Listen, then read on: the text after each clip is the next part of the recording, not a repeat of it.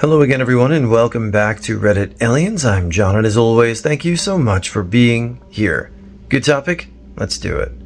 Regardless of your opinion on the occult or the supernatural, what's the most downright creepy thing that you've ever experienced? Please remember to like, share, and subscribe. I worked overnight security at a church conference center several years ago. Most of the conferences were on the weekend, so during the week all 300 guest rooms were empty. Part of our job was to do nightly checks of each resort room to make sure no homeless people snuck in or stowed away while housekeeping was cleaning the rooms during the day. It would take roughly 2 to 3 hours each night to go room to room, check the restroom, check under the beds, and check the room off our list as code 4. This was usually my task, and when I first started, the other guys in the guard shack would tell me that the facility was haunted with demons, and that I shouldn't be surprised if I see something odd when I check the rooms. Well, obviously at midnight on an empty campus with my only point of human contact being across the facility at the guard shack, checking the rooms in the dark was probably the scariest thing one could do, especially after hearing the demon story. To make matters worse, we couldn't turn the lights on in the guest building because they were shut down the power during the week to save electricity. All I basically had was my radio and my flashlight. Now, what happened did not happen to me. After gaining some seniority, we were able to hire some new people, and I was privileged to be able to sit in the guard shack while the noobs checked the rooms nightly. We would tell the new guy the typical stories about ghosts and demons. It was a rite of passage, I guess. Well, the second or third night on the job, one of the new kids on the job was patrolling the rooms at midnight, probably with the same level of fear I always had patrolling the rooms. Basically, it's a 2 to 3 hours of stress and anticipation of seeing a shadowy figure upon entering any of the resort rooms. Anyway, I was off that night, but the other security guards on shift decided to hide under one of the random resort beds. When this kid entered the room hallway through his room check, he walked slowly toward the bed to check under it, and the guys grabbed his leg and pulled him to the ground and growled like demons. The 21-year-old kid had a heart attack that night, and he never fully recovered. Mine was about 5 years ago. I was walking down a main street in my very small town at about 4 in the morning. Now, my grandfather had died a couple of years before that, but that morning I was thinking about him more than usual. I was missing him like crazy. All of a sudden, a gust of wind hit my face. Now, mind you, it wasn't windy at all.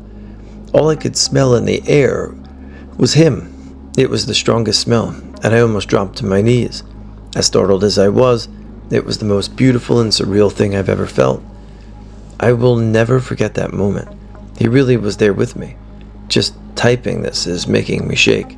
I've never felt anything like it. I grew up in a fairly new house, and I always kind of felt that something to fall back on when in doubt of whether or not the place was haunted, because at times it was absolutely terrifying. I've looked for and found in some cases sensible reasons for the shit that went on there, but I still get the same sense of being watched and just general dread whenever I visit, especially the downstairs. My sister and I both had odd experiences when we were very young. My sister saw a large man in the doorway of her bedroom when she was 5 or 6, and my mother was a single parent. When I was 8, I was in bed reading, and I happened to catch something out of the corner of my eye and looked to my left to see a hand disappearing down the crack where my bed met the wall. Looking back as an adult, I could easily say that both of these things could have been due to fatigue, but I remember vividly going through that in my mind at the time and knowing that I was not tired at all. I slept in my sister's bed for a week. When I was 12 years old, I was putting on makeup in my room when a tickling noise started. Looking for the source, I found an old clock that had no batteries in it, and it had started going. Maybe someone can explain that to me? When my sister and I were teenagers, things seemed to get worse again, especially downstairs. I can't explain it. You just got this eerie feeling whenever you went down there. Things went missing, especially from our shared bathroom, and it wasn't a case of two sisters stealing each other's shit either. It was actually brand new stuff that always disappeared. One particular case I can remember is one day I came home with a new lip gloss and put it on the bathroom sink while I used the toilet, maybe 1.5 meters away from the sink. Coming back to wash my hands, the lip gloss was gone. I went nuts searching for it. I cleared the sink. I looked through all of my bags, went back upstairs, came back to the bathroom, and it was sitting where I had originally left it. My mother was the only one at home, and she was upstairs. My sister and I both confided in each other that whenever we looked at ourselves in the bathroom mirror, we genuinely felt that there would be someone else looking back at us. We started hearing a strange noise from the bathroom whenever we were in it. We likened it to the sound of a spoon being rattled inside a mug, like when you were stirring a drink. To be honest, I attributed it to something else, something to do with the ventilation or something, even though it had just only started randomly. But my sister went to a friend's place to stay one night, and the noise followed her there, loud enough for her friend to comment on it and ask what the hell it was, and she'd never heard it before. I would wake up sometimes and feel like I was just coming out of a conversation with someone, so much so that I could actually hear the last of their sentences as I came to. On those mornings, I would usually also be upside down in bed or wearing less clothes than when I went to sleep. A lot of the time, it was my underwear or pants that were missing, and this stressed me out somewhat. I had sleep paralysis for the first and so far last time at that house. I went back to stay with my mother last year and slept in my sister's old room. It was a truly awful experience, but I suppose that can be attributed to science, etc. Going home now, I still can't describe or explain the feeling I get when I go downstairs. I try to be rational, but honestly, it just seems like there is something down there. It frightens me so much as an adult. At my father's house, things were actually much the same, except his house was literally brand new. He had it built on a property he'd bought. Again, it was mostly the downstairs that frightened us. I would hear footsteps outside my bedroom and sometimes the voice of a young girl in my ear at night. My sister described a time when her room suddenly got so cold that there was condensation on the window outside the glass, not the inside. We were given an old piano when my stepmother's grandfather passed away. It had originally been his, and I stayed in the second lounge, where it was put one night when we had family over. I think this was perhaps the most frightening night of my life.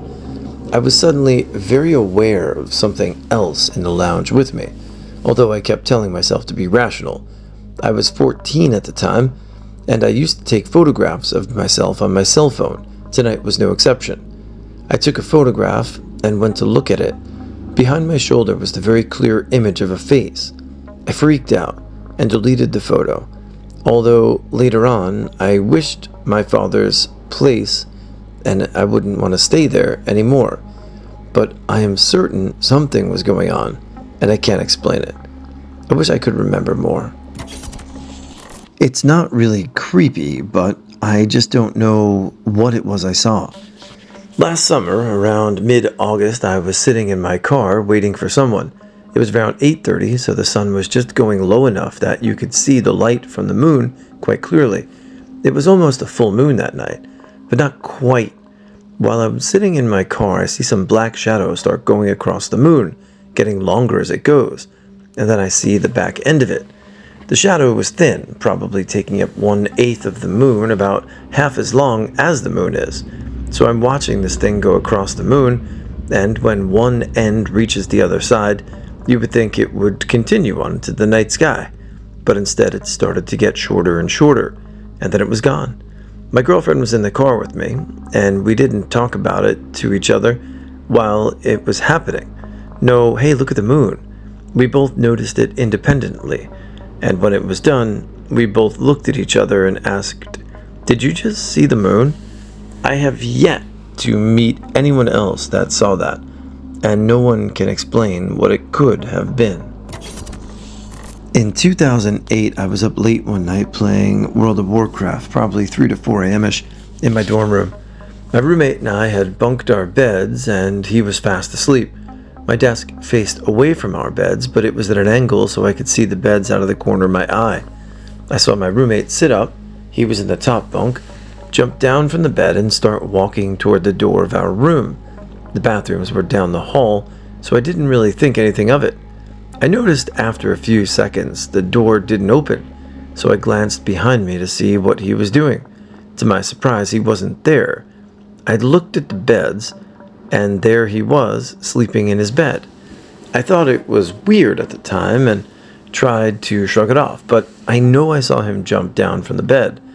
I felt the floor shake a little when his feet hit the ground, slightly shaken. I finished my raid and went to bed. The next morning, my roommate and I were at breakfast, and I told him about what had happened. When I was finished, his face went blank, and he looked pretty scared. He then proceeded to tell me about his experience that night. He said he remembered me getting into bed because he felt the beds shake when I climbed into the bottom bunk. Any college kid with bunk beds will relate. After a while, he fell back to sleep but woke up again an hour or so later. He says that when he looked around to see what time it was, in the lights of our combined alarm clocks, he saw me standing in the corner of the room by our clothes. I apparently wasn't moving. I was just standing there in the dark. He called my name, blinked, and I was gone. He then looked under his bed to see if I was in my bed, and apparently I was lying on his back under the sheets. He was weirded out, but shook it off and went back to sleep. What are the chances we both just imagined this happening on the very same night? Nothing like this ever happened again, and neither of us are sleepwalkers. Creeps me out. I work evenings at a funeral home. Unless we have an evening recitation of the rosary or visitation, it can be pretty lonely. About a year ago, my husband stopped by on a slow night and brought me dinner. We heard the doorbell for the front door ring. I go up to answer it, but there was nobody there. Ding-dong ditch, no big deal. Go back to the office where my husband's eating his burrito. We heard the damn doorbell ring again. I get up, go to the front door. Nobody's there. Okay, the doorbell is glitching out or something. Nothing paranormal about it. As I'm walking back to the office, my husband is walking to the kitchen to grab a bottle of water. We cross paths in the hallway in front of the locked embalming room. He asked me if anyone was at the front door. I reply, no, it's probably some asshole kids playing around. Just then we heard the most awful, angry pounding on the embalming room door from the inside. I'm stunned, he's stunned. I told him to go back in the office while I checked out the prep room. Legally, for obvious reasons, he's not allowed to be in here. I unlock the door, alone and nervous as shit. All I see is just a sweet-looking elderly lady, already casketing, ready for the service the next day. No one was hiding under the surgical tables. No one in the cabinets. No one in the refrigerator. I keep looking for a logical reason for why the embalming room doors rattled so violently, but I can't find any. I never told any of my coworkers about it because I'm afraid they think I'm not taking my profession seriously. I was afraid to work nights for a solid month. My parents live in a 1950s semi-detached house. We moved in February of 2003. When we first moved in, the house was a bit of a wreck upstairs. There wasn't any proper carpet or wood floor in most of the bedrooms. The walls had been painted and graffitied badly by the previous owners, and there wasn't any central heating either. Being an only child at the time, I managed to get the biggest bedroom, but it was a little bit weird. Even after we had our heating put in and the walls insulated, my room was never ever warm. My old dog, who loyally slept at the foot of my bed near enough every night, wouldn't even cross the doorway, but just stood in front of it and whimpered and growled. When my mom was heavily pregnant, she once spent the night in my room because it was so cool. She had a series of horrific nightmares. She wouldn't give the details and told me after I'd moved out that you couldn't pay her to spend another night in that room. The only really weird thing I experienced was what sounded like a choir singing a single low note for a few seconds. I was in bed, it was about 11 p.m., and I hadn't gotten to sleep yet. It sounded like there were about 50 people in there with me, but I couldn't see a thing. Oh, and I had a dollhouse. The door on it would open and shut independently, despite it being quite stiff. Slightly eerie room, and to be honest, I had some pretty nasty nightmares in there myself, and night terrors, and I used to sleepwalk and cry in my sleep. The more I start thinking about my old room, the more I start realizing how genuinely creepy it was. And, as an additional side note, my 5-year-old brother had his imaginary friend. In his own words, a girl with a jack-in-the-box who wears a blue dress. She doesn't have a name, but she apparently visits him when he's upstairs on his own. I was living in an older apartment with 2 roommates. It was a 3-story apartment with an attic loft. Upstairs, with the bedrooms and the main levels, the lease was for a year. For the first 8 months, the only strange thing that would happen is the fridge door would be left open at times. With an old fridge, unlevel floors, and a roommate who was used to having his mother clean up behind him, we didn't think too much of it. Everything started getting weird the moment we put our notice in that we were not going to renew our lease. It started out with the fridge door being open more. We started to duct tape the fridge door and to keep it shut. My girlfriend, now wife, was over one night, and we decided to stay in and watch movies. I threw in a load of laundry in the washer and turned it on. After the movie finished, I realized that the timer didn't buzz, so I went to check on my clothes. The washer door was open, and the washer was full of water. My girlfriend did not move from the couch during the whole movie, but I still had to ask her if she put anything in the wash. It was a top-load washer, so someone would have to lift it up. Then, the night terror started happening. I never had any night terrors before, nor have I had them since. It was always the same dream. I wake up in the middle of the night and see dark figures standing in my doorway. I stare at it for a while because it rushes at me and starts to shake me. Most of the time, it happened when my girlfriend slept over and I would wake her up. She would say my face would be of pure terror, and I was screaming, but nothing came out. The worst one was the day I was working the afternoon shift. I woke up at 9 a.m. because my roommate was screaming my name from downstairs. I yelled back, "What do you want? I'm trying to sleep." She just kept on yelling my name. I was pissed and went downstairs to an empty kitchen. Then I heard her call my name from the attic. I was scared at this time, so I went back to my bedroom and called her at work. She picked up. I told her what happened. I got dressed and got the hell out of the apartment and walked around uptown for the rest of the day. I moved out before the lease was up, as I had purchased a house. 2 weeks before the lease was up, one of my roommates showed up at my house clearly rattled. He told me he was at the apartment alone and he heard someone run down the stairs from the attic, run down the other set of stairs, and out the front door.